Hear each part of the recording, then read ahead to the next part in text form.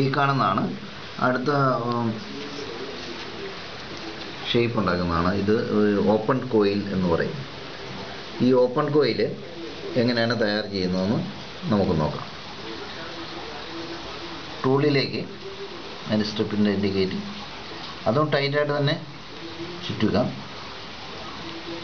ടൈറ്റായിട്ടും ക്രമമായും ചുറ്റാൻ ശ്രദ്ധിക്കുക.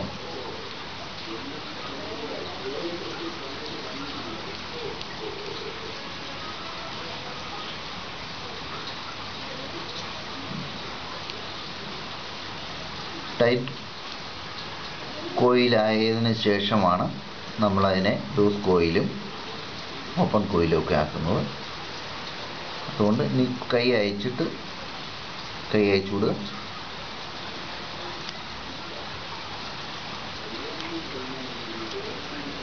അപ്പോൾ ഇതാണ് ഓപ്പൺ കോയിൽ.